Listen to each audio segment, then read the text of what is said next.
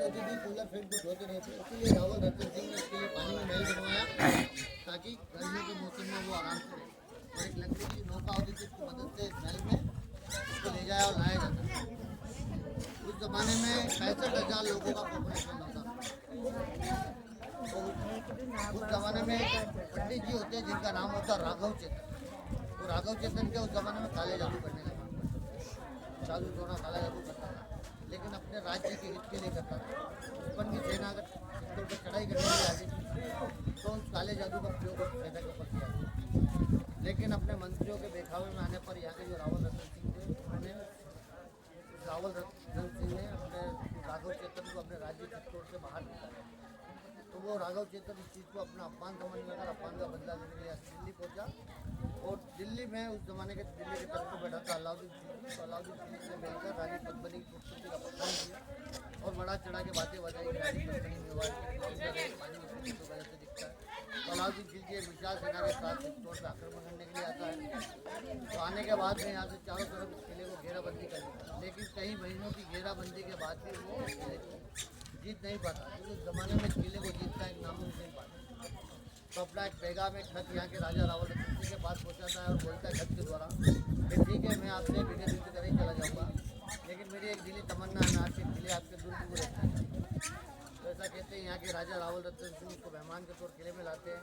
तो किले में लाने के बाद भी अपनी इच्छा प्रकट करता है और इच्छा बोलता है कि हमने आपकी पत्नी रानी पद्मिनी की सुंदरता के बारे में बड़ा सुन रखा है, तो हम एक बार उसको देखना चाहते हैं। तो रावल रतन सिंह बोलते हैं कि हम राजपूत लोग सूर्यवंशी लोग हैं, हमारे औरत घूंघट और पर्दे में रहती है, तो चेहरा दिखाने से उसको मना कर देते हैं। फिर भी रावल रतन सिंह जो गुरु होते हैं उससे बोलते हैं ठीक है, आप दिल्ली के बादशाह हो, आपका बात भी रहे और हमारा मान भी रहे, हम आपको फेस टू फेस तो नहीं उसके द्वारा चेहरा दिखाते हैं। तो अलाउद्दीन खिलजी एग्री हो जाता है, ठीक है, मैं तो एक बार रानी को देखना चाहता हूँ, तो देखने के बाद दिल्ली लौट जाऊँगा, मैं कोई नहीं करता। तो ऐसा कहते हैं रानी पद्मिनी को चल पहले उसके पास पे इस तरफ चेहरा करके खड़ा कर दिया जाता है। और पानी के पास में खड़ा होने के कारण पानी में जो अपना रिफ्लेक्शन दिखाई देता है, तो इसी के सामने देखिए रूम बना आगे वाला, इससे आगे वाला रूम के सेंटर में भी अलाउद्दीन खिलजी को खड़ा करके उस रूम के सेंटर में 4 आईने लगाते हैं और अलाउद्दीन खिलजी को इस तरफ चेहरा करके खड़ा करते हैं। फिर पानी का रिफ्लेक्शन उसी अलाउद्दीन खिलजी के चेहरे के सामने से 90 डिग्री आईना सेट करते हैं, तो पानी का रिफ्लेक्शन उस आईने में देखता है। और देखने के बाद मन ही मन उससे मोहित हो जाता है। मन ही मन सोच लगता है रिफ्लेक्शन इतना सुंदर है तो ओरिजिनल में देखूंगा तो कितनी सुंदर होगी। तो राजा जब महल के मतलब राजा किले के नीचे छोड़ने के लिए जाते हैं तो उनके साथ में धोखा करता है और उनको नीचे बंदी बना लेता है। और बंदी बनाने के बाद में रानी को अपना एक खत लिखता है, रानी राजा को जिंदा और सलामत देखना चाहती है तो आप हमारे साथ दिल्ली चलिए वरना मैं राजा को मार दूंगा।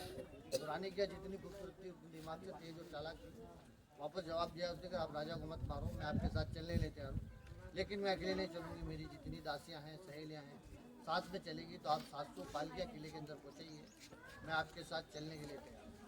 वैसे अलाउद्दीन खिलजी 700 पालकिया किले में पहुँचाता है। तो यहाँ के उस जमाने के सेनापति थे गोरा और बादल, सामने देखिए तो खंड दिखे ना, वही गोरा बदल के महल होते थे और अपने पूरे शरीर के बारे में गोरा बदल को बता देते।